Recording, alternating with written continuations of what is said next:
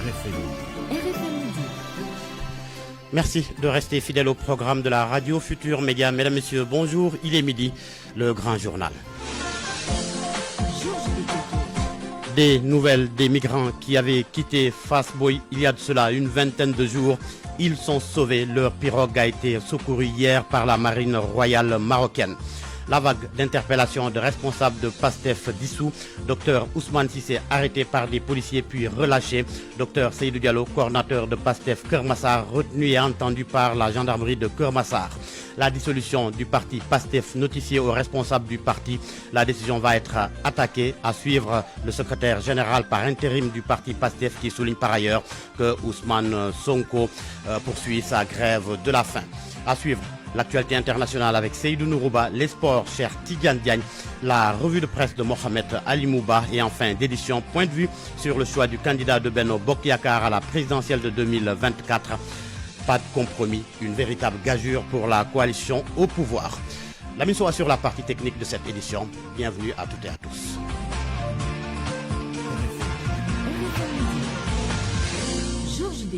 Les parents des migrants qui avaient quitté Fass-Boye peuvent pousser un ouf de soulagement. Leur pirogue a été secourue hier par la marine royale marocaine. Selon l'agence de presse sénégalaise qui cite le consul général du Sénégal à Dakhla, les migrants au nombre de 79 avaient été secourus dans un premier temps par un bateau battant pavillon russe avant d'être transférés à la marine marocaine. Un des passagers de la pirogue a été admis au centre hospitalier de Dakhla parce que sévèrement déshydraté. L'embarcation avait quitté Fass-Boye mi-juillet. L'affaire du bébé retrouvé dans la machine à laver de l'hôpital Abass Ndao, la principale incriminée Ndeye Birama Sylla, a été placée sous mandat de dépôt hier. Elle est poursuivie pour homicide involontaire et négligence. Ses deux autres collègues ont été placés sous contrôle judiciaire. RFM, la radio de toute l'actualité.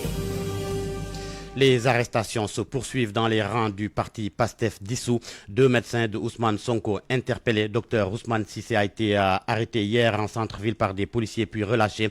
Docteur Seydou Diallo, coordinateur de PASTEF à Keur Massar, lui a été arrêté par la gendarmerie de Keur Massar où il est retenu et entendu selon leur avocat maître Babacar Ndiaye que nous avons joint tout à l'heure. Effectivement, c'était hier soir. Vers la fin de l'après-midi, effectivement, ils ont été appréhendés alors qu'ils quittaient l'hémicycle, l'Assemblée nationale. Et comme vous le savez, il y avait une session extraordinaire. Ils étaient partis là-bas pour assister à la session et rendre visite aussi à leurs amis députés. Et lorsqu'ils ont quitté l'hémicycle, ils ont été appréhendés par un groupe d'hommes armés et encagoulés. Bon, ils ne pouvaient pas identifier s'il s'agissait de la police ou bien de la gendarmerie. Et lorsqu'on m'a saisi pour cela, bon, j'ai fait des investigations et j'ai découvert qu'il s'agissait en réalité de la gendarmerie de Keur Massar, effectivement. Et ils ont été acheminés à ce niveau-là. C'est à partir de ce moment-là que le docteur Seydou Diallo a été retenu. Et ils ont relâché quand même le docteur Ousmane Cissé, le médecin personnel du président Ousmane Sonko. D'accord. Seydou Diallo, pour l'instant, il se trouve où exactement? Effectivement, d'après les informations que j'ai, il est toujours à la section de recherche de Keur Massar. Hein. Et Ousmane, l'autre c'est Ousmane? Ousmane Cissé, donc il a été relâché. Lui, il a été relâché. Peut-être il cherchait le docteur Seydou Diallo. Et comme vous le savez, le docteur Seydou Diallo a été je sais pas, dans le passé, arrêté par la gendarmerie et même déféré au niveau du tribunal. C'est par la suite que le juge avait décidé donc de classer le dossier sans suite. Mais on soupçonne qu'il y a quand même une volonté de faire des rafles sur les militants et les dirigeants de PASTEF. Le maire de Sangalkam, lui, a été arrêté par des éléments de la brigade d'intervention polyvalente. Le motif de son interpellation reste pour le moment inconnu. Ses proches y voient une main politique et pour cause un post sur Facebook pour dénoncer l'arrestation de Ousmane Sonko. Alpha Bokar Khouma dit Papso est maire sous la bannière de Yewwi Askan Wi. La dissolution du parti PASTEF a été notifiée hier aux responsables de cette formation politique. Le secrétaire général par intérim de PASTEF parle de décision illégale qu'il compte attaquer par toutes les voies légales. Et concernant leur leader Ousmane Sonko, actuellement en prison, il poursuit sa grève de la faim en même temps que d'autres détenus à travers le pays. Mohamed Aïb Dafé au téléphone avec El Hadj Ndiogoudien. Nous avons reçu hier, donc à travers Birame Souleye Diop, vice-président chargé des structures, une notification du décret de dissolution du parti PASTEF. Donc nous l'avons reçu hier 3 août. Il faut dire que cette notification intervient après le communiqué du ministre de l'Intérieur qui date du 31 juillet. Et entre le communiqué qui n'a aucune valeur juridique et la notification du décret, il faut noter qu'il y a beaucoup de voies de fait et d'abus qui ont été commis, notamment au niveau de nos sièges. Nos sièges ont été barricadés, notamment le siège qui est situé sur la VDN, et ils sont allés même jusqu'à enlever d'une manière, en tout cas, je dirais, ce qui relève même de la méchanceté ou en tout cas de la malveillance, les affiches du président Ousmane Sonko. Des actes d'exécution alors que vous n'avez pas notifié une décision individuelle parce que le décret est un acte réglementaire individuel. Nous sommes en train de nous pencher avec nos avocats sur cette question-là. En tout cas, toutes les voies de recours seront empruntées. Et maintenant, concernant le leader de votre parti, Ousmane Sonko, emprisonné à Sébikotane, quelles sont les dernières nouvelles concernant? Est-ce qu'il poursuit toujours sa grève de la faim? Effectivement, le président poursuit toujours sa grève de la faim, lui avec des centaines d'autres détenus. Donc les femmes qui sont au niveau du camp pénal sont en train de poursuivre leur grève de la faim et d'autres détenus également à Rebeuss et dans les régions. Donc ça c'est quelque chose qui est un acte de résistance par rapport aux abus, aux injustices. À midi, 8 minutes, les restrictions sur l'Internet mobile et l'application TikTok. Le président du comité sénégalais des droits de l'homme juge fondées les raisons avancées par le ministre de la Communication. Selon Maître Papsen, la sécurité publique et la stabilité du pays priment surtout. Il était l'invité de RFM Matin. Quand on parle d'Internet au 3e millénaire, c'est qu'on fait allusion à la liberté d'expression, à la liberté de la presse, à la liberté d'opinion. Et au Sénégal, nous savons tous que ces libertés, ce sont des libertés fondamentales qui sont garanties par la Constitution. Mais il y a lieu également de rappeler que c'est cette même Constitution sénégalaise qui apporte des restrictions par rapport à ces libertés. Et ces restrictions, c'est des restrictions qui sont liées à des impératifs liés à l'ordre public, mais également à des impératifs liés au respect de la dignité, de l'honneur d'autrui. Autrement dit, on ne peut pas aujourd'hui faire valoir la liberté d'opinion, la liberté de la presse ou la liberté d'expression quand il y a des menaces de troubles à l'ordre public ou quand la dignité, la considération et l'honneur d'autrui est donc écorné. C'est la raison pour laquelle je pense que aujourd'hui, eu égard aux éléments que le ministre de la Communication a mis sur la table à travers donc sa décision de restreindre l'Internet, c'est des impératifs liés à l'ordre public. Et nous savons tous aujourd'hui que quand même, nous sommes dans une situation très trouble dans notre pays avec des cas d'agression ou d'attentats contre des bus de transport public. Tout cela fait aujourd'hui que, effectivement, Internet, qui a joué un rôle extrêmement important dans l'amplification de ces événements-là, il est quand même normal qu'il y ait des restrictions. Parce que même dans d'autres pays où ils sont cités en modèle démocratique, que ce soit la France, restrictions Internet liées à des impératifs d'ordre public, mais également aux États-Unis, TikTok a été suspendu, arrêté même, parce que tout simplement, il y avait un impératif lié à la sauvegarde de l'ordre public. Donc je pense que c'est des raisons liées à l'ordre public et cela est conforme à la Constitution, parce que autant c'est la Constitution qui pose, qui garantit le respect de ces libertés fondamentales, autant également c'est la Constitution qui a apporté des restrictions par rapport à l'ordre public et par rapport au respect de la considération et de l'honneur d'autrui. Et nous reparlons de la vague d'arrestations dans les rangs de PASTEF. Après 3 retours de parquet, la responsable des jeunesses patriotes de Tambacounda est placée sous mandat de dépôt par le juge d'instruction du tribunal de grande instance de Tambacounda. Plus de détails avec Pape Ousseinou Diallo du quotidien, correspondant du quotidien L'Observateur à Tambacounda. Après 3 retours de parquet, Fatima Zarawake a rejoint 20 de ses camarades de parti dont le coordonnateur départemental Abdou Mbaké Samb en prison. La responsable des jeunesses patriotes a été inculpée par le juge d'instruction du tribunal de grande instance de Tambacounda pour appel à l'insurrection, acte de nature à compromettre la sécurité publique entre autres à travers les réseaux sociaux. Cette commerçante vient d'être placée sous mandat de dépôt après son interrogatoire dans le bureau du magistrat instructeur. Fatima Zarawagé a été arrêtée lundi dernier par les éléments du commissariat central de Tambacounda, d'où vous a parlé Papousseinou Diallo, RFM. RFM 94.0, la radio en puissance. Direction l'université Gaston Berger de Saint-Louis où le conseil académique a suspendu les cours jusqu'au 2 octobre, cela suite à une escalade de violence. Les étudiants apprécient de manière différente cette mesure. Certains craignent déjà une année blanche. Ousseynou Diop. Le conseil académique de l'université Gaston Berger de Saint-Louis a décidé d'arrêter les activités pédagogiques à l'UGB après la présentation et l'analyse de la situation marquée par une escalade de la violence dans l'enceinte de l'université de Sanar. Plus de 24 heures après cette décision, les étudiants apprécient de manière différente cette décision. Si on focalise sur le temps, on peut rester chez nous jusqu'à 2 octobre, jusqu'à la saison cesse. Sérieusement, ça ne nous arrange pas, sérieusement, parce qu'on va encore subir des retards et cela ne nous arrange pas, sérieusement. Pour certains, l'insécurité gagne de plus en plus du terrain dans le campus social, une situation qu'il faut régler avec des décisions fortes, tout en laissant les étudiants poursuivre les cours. Ça peut perturber les études, ça peut perturber l'université, ça peut entraîner des années blanches ou session unique. C'est le cas, c'est vraiment déplorable, sérieusement, c'est vraiment déplorable. Pour Hassan Sek, étudiant à l'UGB, ces menaces qui pèsent sur le temple du savoir demeurent des motifs valables pour arrêter toutes les activités pédagogiques. Quand il y a des manifestations et tout, on ne peut pas rester là au campus social. Aujourd'hui, certains étudiants commencent à quitter l'université de Saint-Louis avec le cœur meurtri et des souvenirs d'une violence inouïe survenue depuis l'arrestation de Ousmane Sonko. Ousseynou Diop, Saint-Louis, RFM. Ousseynou Diop, le directeur du CROUS, le Centre régional des œuvres universitaires de Saint-Louis, annonce la fermeture du campus social dans les prochaines heures. Selon lui, tous les restaurants seront fermés ce samedi.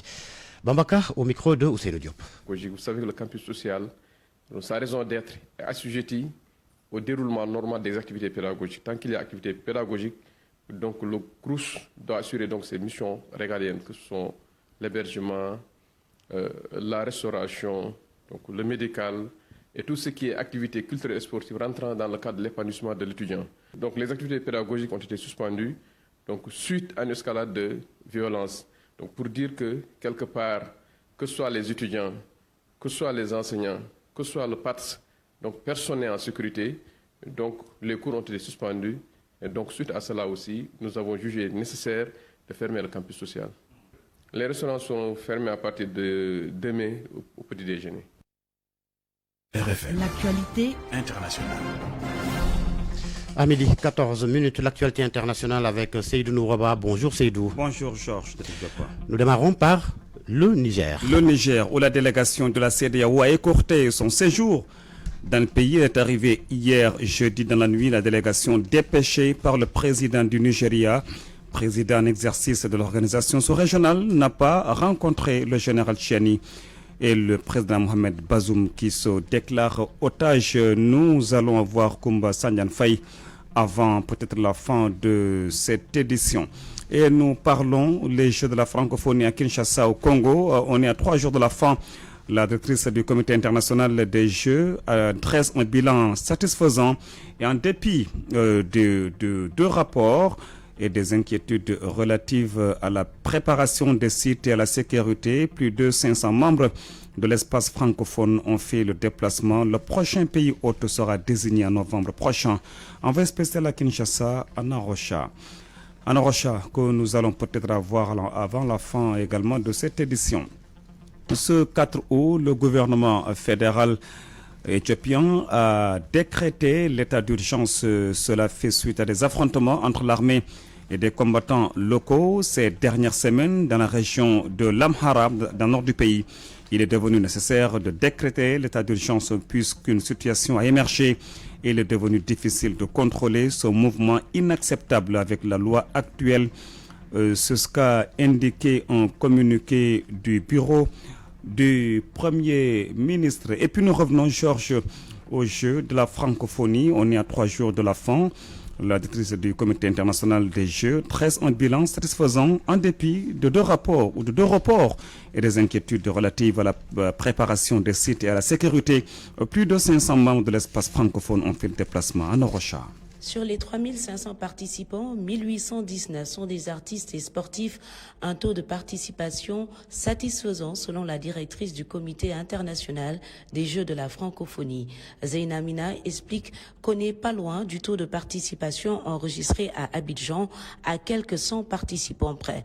Malgré les reports, malgré le boycott de certains pays membres de la francophonie, la directrice du CIGF reconnaît que les sites de compétition et d'hébergement ont été achevés à la dernière minute, à l'image de la piste d'athlétisme, pourtant homologuée, où 3 records des Jeux ont été battus ces derniers jours. Zeina Mina parle de miracle congolais, surtout que jusqu'ici, aucun incident lié à l'insécurité n'a été enregistré. Par contre, il y a de nombreuses polémiques en ce qui concerne les concours culturels, avec des suspicions de favoritisme à l'égard du pays organisateur, la RDC. La directrice du comité botte en touche. Des jurys d'appel ont été mis en place pour le concours de littérature notamment. Zeina Mina. Donc on attend la décision du jury. Mais pour vous dire, ça n'a pas été attribué comme ça. Hier, quand j'ai assisté au débat, j'ai pu entendre la présidente dire que le texte était exceptionnellement de très très grande qualité. C'est vraiment du sérieux. Plusieurs innovations sont déjà à l'étude pour les prochaines éditions, notamment comment fusionner la culture et le sport. Pour le moment, 2 pays ont déposé leur lettre d'intention pour organiser les Jeux 2027. Les lettres d'intention qui ont été déposées en janvier 2023, les dossiers de candidature doivent être soumis en septembre. Les visites d'évaluation vont avoir lieu en octobre et la décision de la nomination et la désignation du pays hôte aura lieu en novembre. Le bilan définitif de ces Jeux de la francophonie 2023 sera fait dimanche à quelques heures de la cérémonie de clôture. Anna Rocha, Kinshasa, RFM. Et nous retournons au Niger. Où la délégation de la CEDEAO a écourté son séjour dans le pays. Elle est arrivée hier jeudi dans la nuit. La délégation dépêchée par le président du Nigeria, président en exercice de l'organisation sous-régionale, n'a pas rencontré le général Tchiani. Les émissaires de la CEDEAO, parmi lesquels figure l'ancien chef d'État du Nigeria, Abdul Salami Abubakar, et le sultan de Sokoto, n'ont finalement même pas quitté l'aéroport où ils ont rencontré une délégation de la junte conduite par le responsable des opérations spéciales. Les rendez-vous avec le chef de la junte, le général Tchiani, et le président Bazoum ont été annulés. L'objectif de cette visite a été d'obtenir de la junte par le dialogue le rétablissement des institutions de la République dissoute et le retour au pouvoir du président renversé. Mais la mission n'a pas été une réussite, d'autant que la junte nigérienne a de son côté durci le ton. La junte a dénoncé des accords militaires conclus avec la France, retiré les ambassadeurs de 4 pays et annoncé qu'elle ripostera à toute agression de la CEDEAO. Et puis Georges, à l'approche de l'ultimatum fixé à dimanche face à la menace d'une intervention armée pour réinstaller le président Mohamed Bazoum, on verra dimanche au Niger. Aux États-Unis, l'ancien président Donald Trump a plaidé non coupable hier devant un tribunal fédéral face à des accusations inédites, accusations liées aux résultats de l'élection présidentielle de 2022. Selon Donald Trump, il s'agit d'une persécution d'un opposant politique. La prochaine audience est fixée au 28 août prochain, Georges. Merci Seydou Nourouba. L'info, c'est ici. L'info, c'est ici. Avant le dossier du jour, rappelé point de vue sur le choix du candidat de Benno Bokk Yakaar à la présidentielle de 2024. Pas de compromis, une véritable gageure pour la coalition au pouvoir. Nous allons en parler avec nos 2 intervenants, le professeur Moussa Diaw, enseignant-chercheur en sciences politiques à l'université Gaston Berger de Saint-Louis, et Demba Gueye, analyste politique enseignant à l'université Cheikh Anta Diop de Dakar. Midi, 20 minutes. Et l'on reparle donc de la dissolution du parti d'Ousmane Sonko. Nous nous intéressons aux conséquences. Parole à des analystes politiques. L'avenir des militants de ex-PASTEF, difficile, sombre, prédisent-ils. Mohamed Ali Mouba. PASTEF, parti dissous, va avoir du mal à tenir face au rouleau compresseur de l'État du Sénégal décidé à le dépiécer. Le projet est totalement à l'eau selon l'analyste politique Babacar Dione. Parce que je ne vois pas comment... Tu sais, ce qui s'est passé avec PASTEF, c'est que tout était autour de Ousmane Sonko. Je crois que c'est également au niveau de tous les partis politiques. Il y a un culte de la personne, de telle sorte qu'il suffit que cette personne-là, ce leader, soit incarcéré, ou en tout cas écarté du jeu politique, il n'y a plus une autre. Avec cette dissolution-là, je ne sais pas trop par rapport aux conséquences, mais tous ceux, en tout cas, il me semble que tous ceux qui étaient impliqués dans la création de cette partie auront donc du mal à être ailleurs. La conséquence de cette situation, c'est l'entrée en clandestinité de PASTEF, ex-parti de Ousmane Sonko. Avec ses conséquences. Hassan Samb, journaliste, directeur de publication de Rewmi Quotidien. Et même les journalistes ne devraient pas inviter des gens en disant les membres du PASTEF. Donc on peut dire ex par exemple, mais pas du PASTEF. Bon, évidemment, en conséquence, il y a aussi beaucoup d'arrestations, de la traque apparemment, et tout cela lié à un certain discours, parce que il y a beaucoup de gens qui sont sur la touche, qui faisaient partie du projet, qui étaient très actifs dedans, et qui voient leurs camarades emprisonnés. Et quelque part, eux aussi, ils se disent que s'ils ne vont pas en prison, ils ne sont pas engagés, ils ne sont pas suffisamment sérieux. Mais les partisans de PASTEF, ex-parti d'Ousmane Sonko, pourraient-ils rebondir, se recycler à la prochaine présidentielle? Possible selon Hassan Samb. PASTEF était déjà dans Yewwi Askan Wi, où il y a beaucoup de partis de mouvements avec des récépissés. Maintenant, il s'agira de se redéployer, de voir un peu quel est le parti ou le mouvement qui pourrait, au premier tour, porter le projet PASTEF en tant que tel.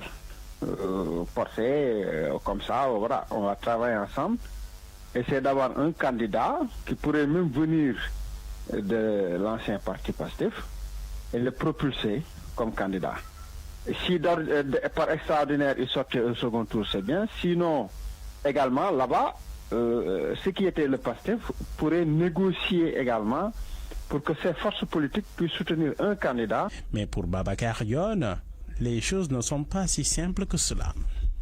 Je ne crois pas, d'autant plus qu'ils avaient une certaine particularité dans leurs propos et dans leur manière de faire. Ils s'étaient particularisés en disant qu'ils n'avaient rien à voir avec les autres.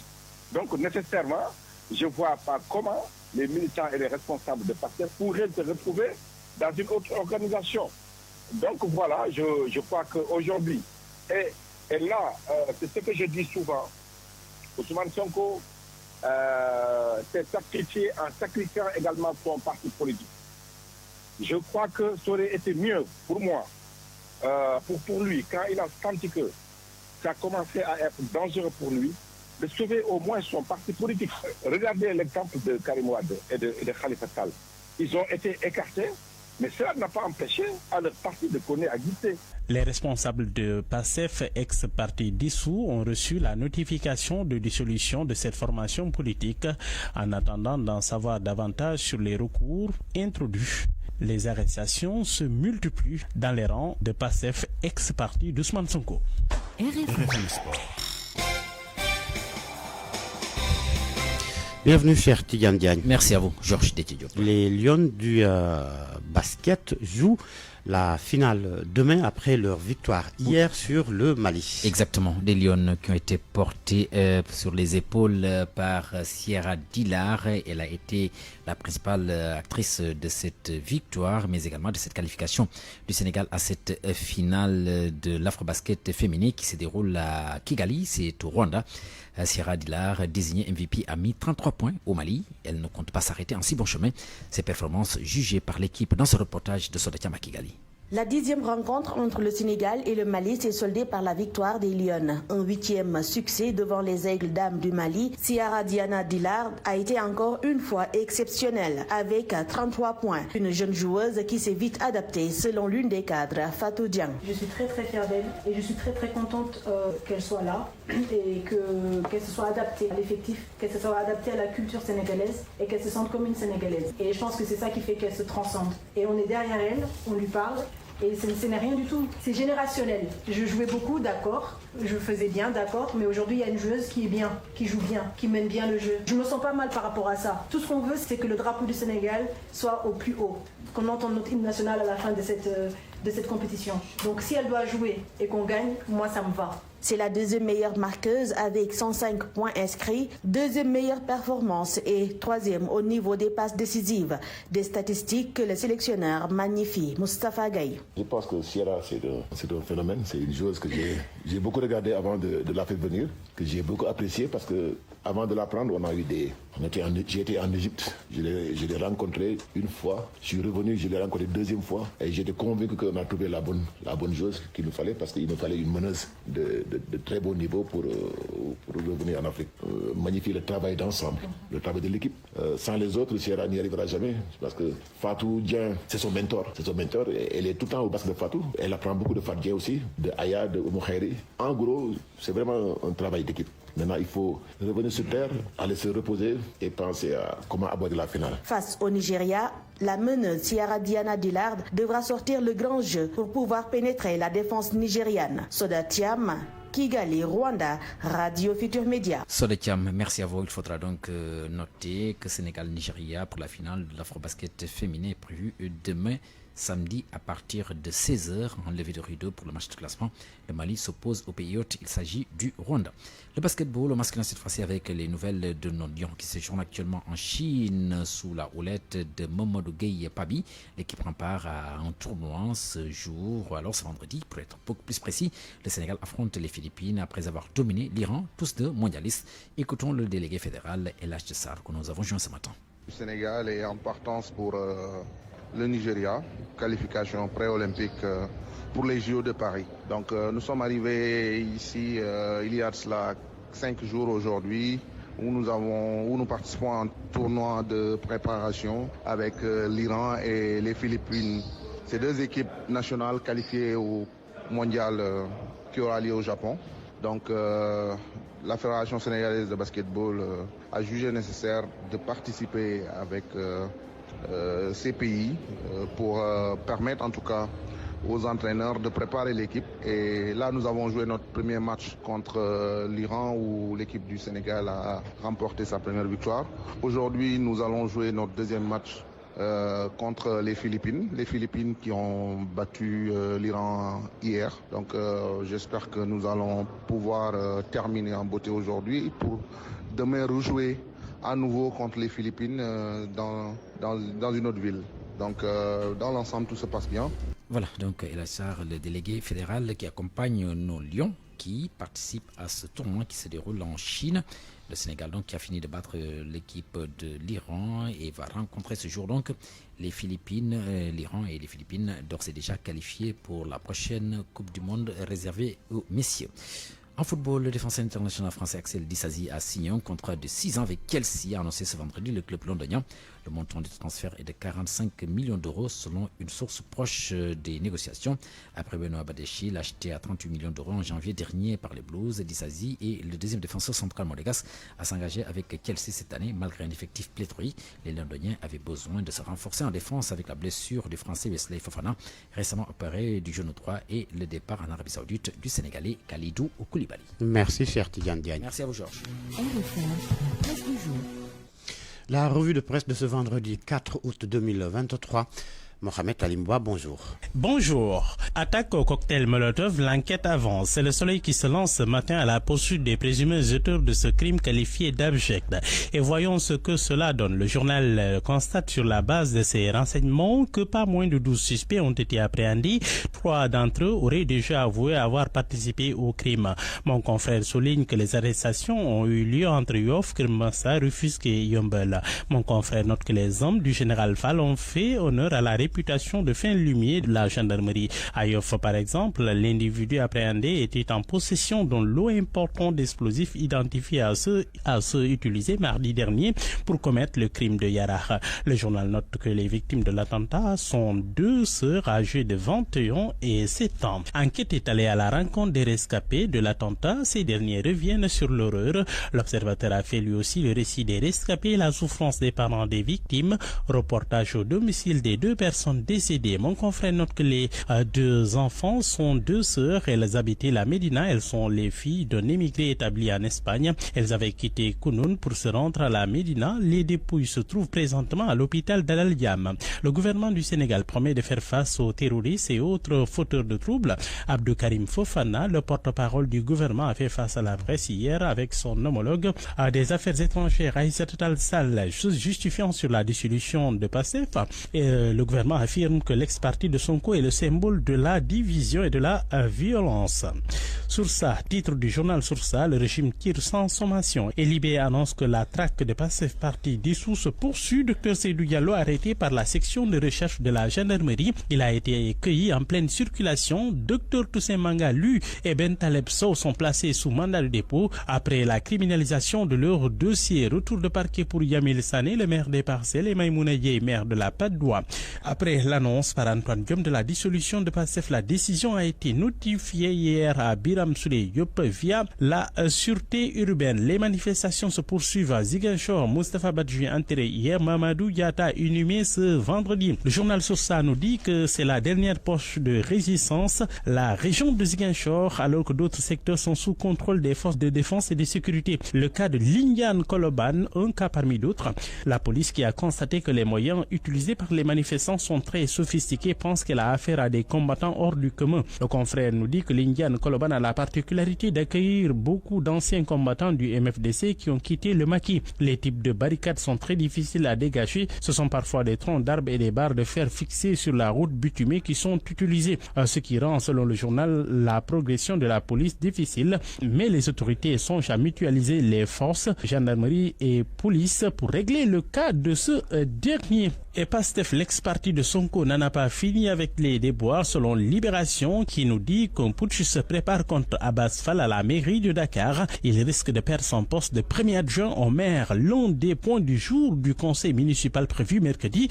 prochain, justement, vise directement le coordinateur de PASTEF Dakar. À la une du journal Les Échos, la rencontre entre le président et les candidats à la candidature de Benno Bokk Yakaar. Pas de consensus jusque-là. Les primaires refusées. Mansour Faye sort du bois. À la surprise générale, le beau-frère du président se déclare candidat. Macky fustige la pléthore de candidatures de l'APR et donne l'exemple de Fada Baldé et Maître Aïssata Tall Sall. Des primaires proposées mais vite rejetées par les petits candidats. La patate chaude refilée à Moustapha Niasse. Le journal LAS nous dit qu'au sujet du choix du candidat de Benno, il y a jusque-là suspense. Le journal Observateur nous dit que le président Macky Sall dit qu'il ne peut plus finalement arbitrer. À la une de Libération, Air Sénégal International, la grosse frayeur sur la piste. Oui, à bord du vol AC-407, l'avion à destination de New York qui roulait à toute vitesse pour décoller a brusquement freiné en pleine piste, créant la panique générale. L'équipage accuse des insectes. Malgré ses assurances et dans un brouhaha total, plus de 20 passagers sont repartis. Ils ont quitté l'avion. Le reste des passagers bloqués dans l'appareil de 16h à 20h30 avant le décollage de l'avion. Le vol prévu mercredi à 2h du matin avait été reporté pour jeudi à 13h, puis jeudi à 16h. Et puis sport pour boucler, Afro-basket héroïque. Le Sénégal passe en finale après avoir battu le Mali 75-65. Titre du journal Stade Quotidien. Belle revanche sur le Mali. Sénégal puissance 3. Les Lions visent un 12e titre contre le Nigeria. Sierra Diar, une meuse phénoménale en mission. Moustapha Gaye sur cette finale face au Nigeria confie au journal Source qu'il va se battre et tout faire pour gagner. On vient justement pour prendre le trophée. Bonne étoile. Parole aux auditeurs. L'actualité, qu'en pensez-vous? Moi, je pense que vous devez. Réagissez dans nos éditions d'information sur l'actualité. Bonjour. Du lundi au vendredi, vous avez la parole sur RFM. À midi, 34 minutes. Bonjour Moussa Diaw. Oui, bonjour. Vous êtes enseignant-chercheur en sciences politiques à l'université Gaston Berger de Saint-Louis. Avec nous également Demba Gueye. Bonjour Demba. Bonjour. Analyse politique enseignant à l'université Cheikh Anta Diop de Dakar. Je commence par Moussa Diaw. Mohamed Ali Mouba l'a souligné dans la revue de presse. C'est toujours le suspense au sujet du choix du candidat de Benno Bokk Yakaar à la présidentielle de 2024. Une rencontre s'est tenue hier au Palais de la République. Le chef de l'État, le président sortant, qui recevait une dizaine de candidats déclarés au sein de la coalition Benno Bokk Yakaar. Mais il n'y a pas eu compromis.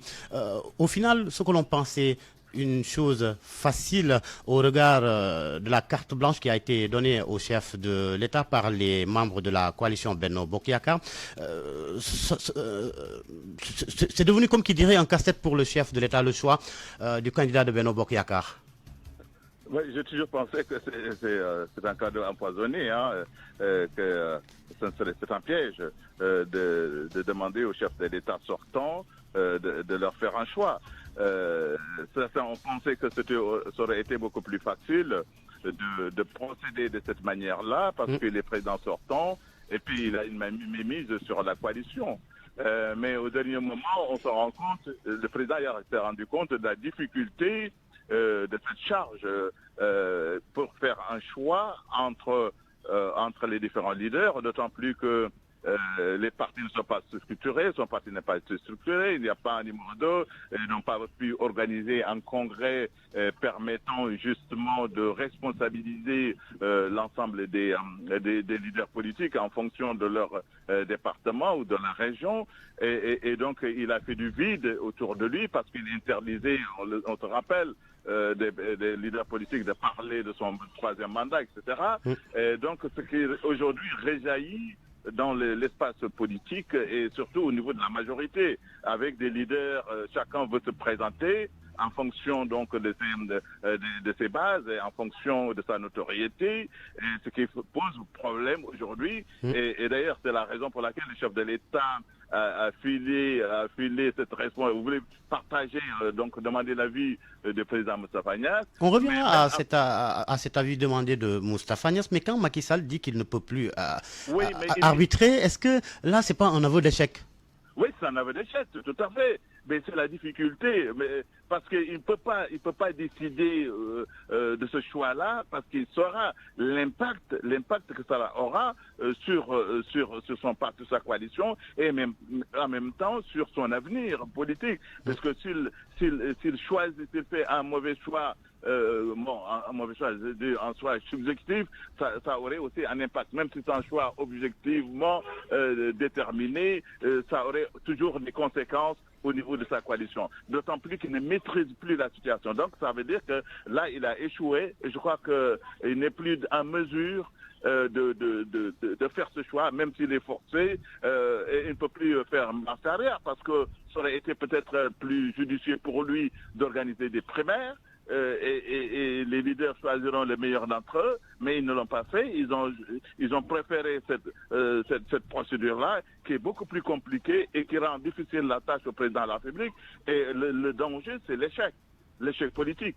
Si jamais il fait un choix qui ne correspond pas justement aux attentes de ces leaders-là, même si on leur fait signer des chartes, ils ne respecteront pas ces chartes-là, parce que chacun y va en fonction de ses intérêts et des enjeux. Et donc ça réjaillit dans la coalition et aussi au niveau de l'espace politique sénégalais. Et l'incertitude va planer davantage et va compromettre justement le calendrier, mais forcément, il y aura un choix. Je ne sais pas comment il va se procéder maintenant. Est-ce qu'il va renvoyer dos à dos les différents leaders? Choix toujours en tous les cas attendu. Je reviens à vous, Moussa Diaw. Alors, Demba Gueye, un délai de 72 heures supplémentaires, dit-on, a été proposé par Moustapha Niasse pour permettre aux prétendants, une dizaine, de trouver des plages de convergence. Est-ce là la solution? Moi, je pense que tout d'abord, il faudra peut-être noter la procédure adoptée par l'APR ou bien le Benno Bokk Yakaar pour choisir le prochain candidat. C'est une procédure qui est inhabituelle, assez surprenante. À quelques mois, 6 mois des élections, qu'on procède de cette façon pour choisir un candidat aux élections présidentielles, ça pose énormément de problèmes. Maintenant, Je sais que le président de la Le temps ne joue pas en faveur de Benno Bokk Yakaar. Le temps ne joue pas en faveur de Benno Bokk Yakaar. Mais je sais que c'est vrai, le président de la République aurait dit je ne peux plus arbitrer. Ça, il l'a dit peut-être comme ça, mais il va arbitrer. Parce que c'est à lui seul de désigner aujourd'hui le candidat de Benno Bokk Yakaar. Et je suis convaincu qu'il sait qui il doit choisir. Il le sait par son expérience.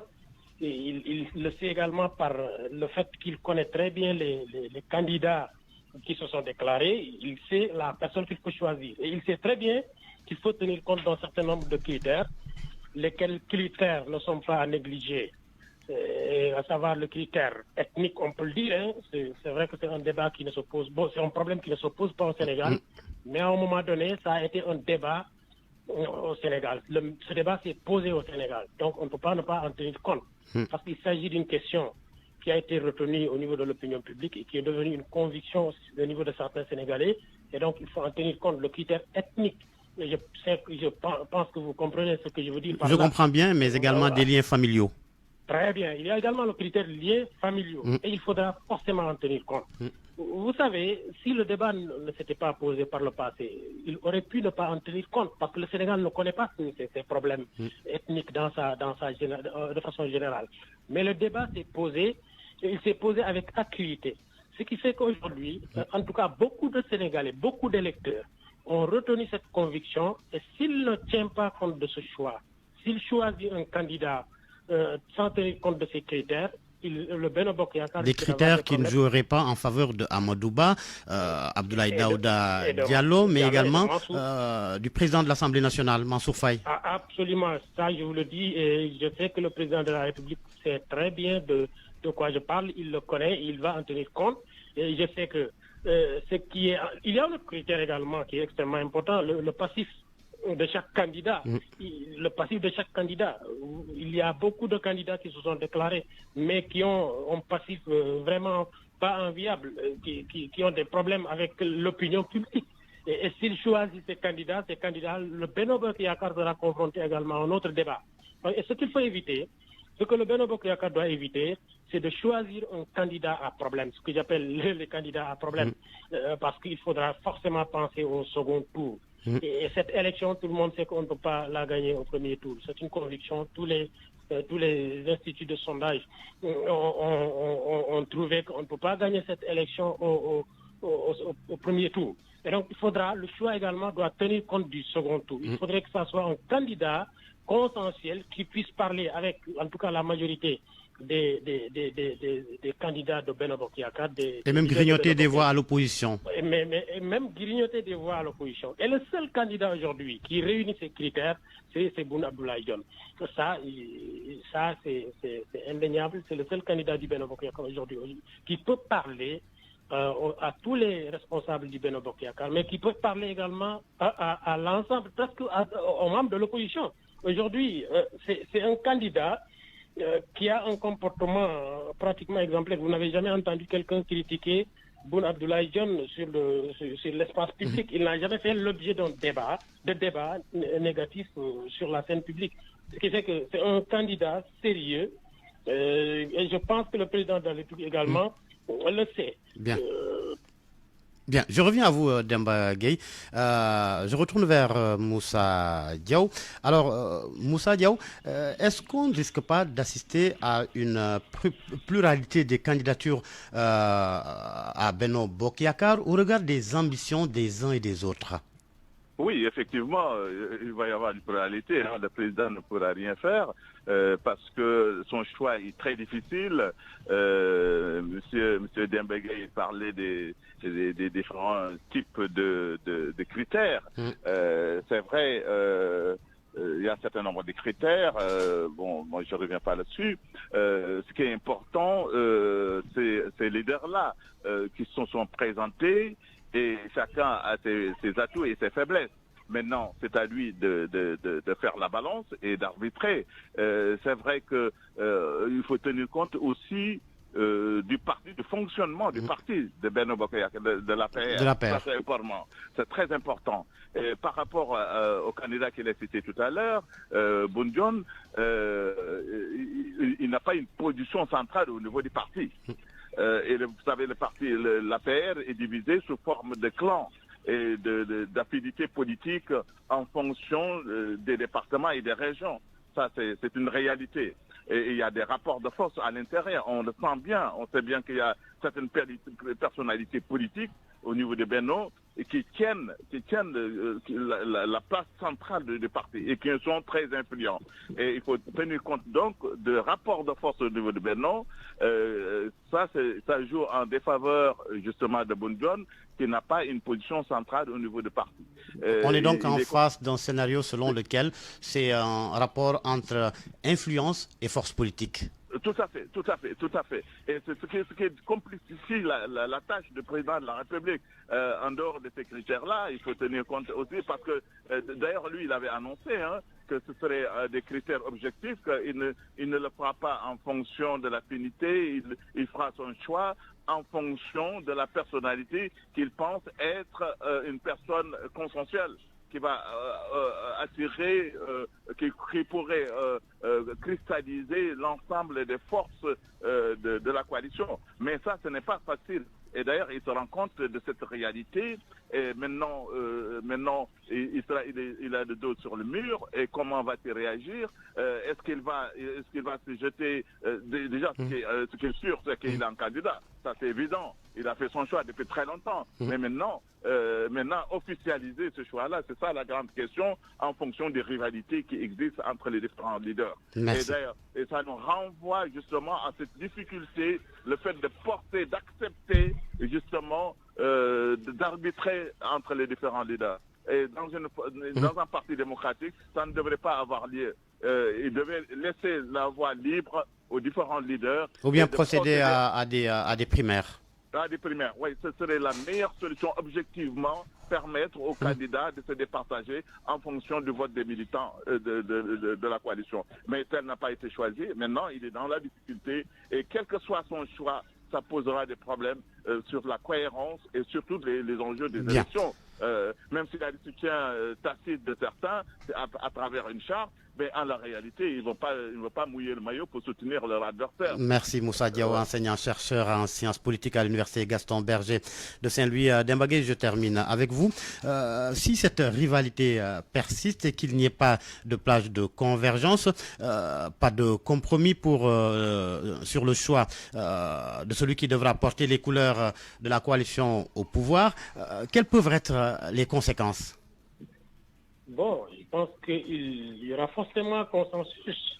Ce qui se passe, c'est juste des ambitions personnelles, ce qui est tout à fait normal dans un parti politique. Il y aura forcément consensus. Maintenant, pour revenir un peu sur le point de vue de mon collègue, il disait qu'il mettait des réserves par rapport à la personne de Boun Abdallah Dionne. Je pense que, bon, c'est vrai qu'il peut avoir raison, mais mon avis est que Boun Abdallah Dionne a la meilleure position au niveau du parti. Parce que la centralité d'une personnalité politique au sein d'un parti, ça peut être un poste au sein de ce parti. Tout le monde sait que l'APR n'est pas structurée. Et donc, les personnalités aujourd'hui qu'on peut citer comme étant centrales au sein de ce parti le sont à cause de leur position peut-être de nomination. On ne parlera pas de structure. Et donc, la centralité de Boun Abdallah Dionne ne repose pas sur la hiérarchie au sein du parti. C'est une centralité morale au sein de l'APR. Je disais tout à l'heure que c'est la seule personnalité aujourd'hui au sein de l'APR à qui on ne peut pas reprocher grand-chose, à qui on ne peut rien reprocher. Et je pense, j'ai fait une petite réflexion autour de lui et j'ai pensé que, quelque part... son compagnonnage avec Macky Sall date de très longtemps. Ça date de très longtemps. Mais je pense également que, quelque part, Macky Sall avait réservé Boun Abdallah Dionne pour ce moment-là. Le réserver, autrement dit, il l'avait épargné de participer au débat public, de se mouiller le maillot, de se salir les mains quelque part, pour que, le moment venu, qu'il soit la personnalité assez assez clean, pour utiliser un anglicisme, assez propre pour être accepté par la majorité de la coalition, mais également par la majorité des Sénégalais. Aujourd'hui, qu'est-ce qu'on peut reprocher à Boun Abdallah Dionne? Absolument rien. Vous êtes journaliste, vous avez suivi le débat public depuis très longtemps.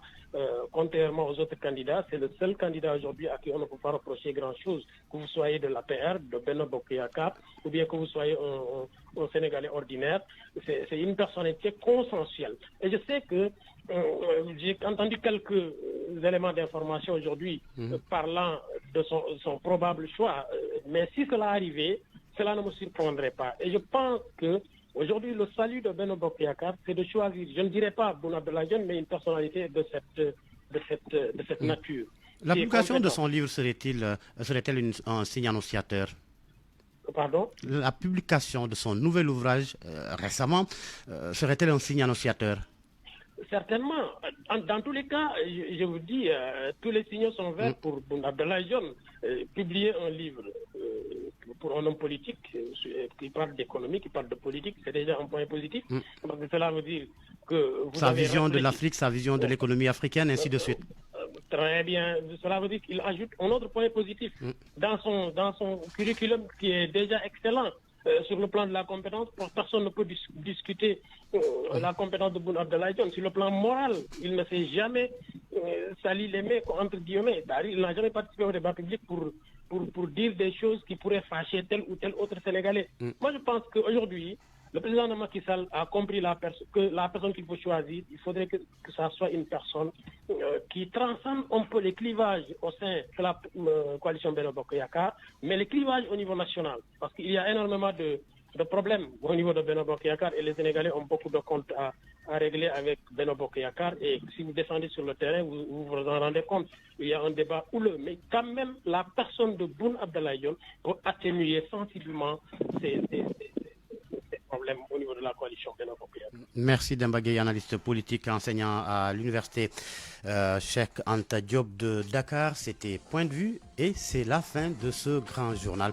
Merci à Lamine Sow qui a assuré la partie technique, Yassine Pouy à la digitalisation, El Hadj Ndiogou Diène à la coordination. Merci à Mama Stoukan pour la réalisation. Excellente suite des programmes sur Radio Futur Média. Dans moins de 8 minutes, le grand journal en Wolof avec Barthélémy Ngom. Bon après-midi à toutes et à tous.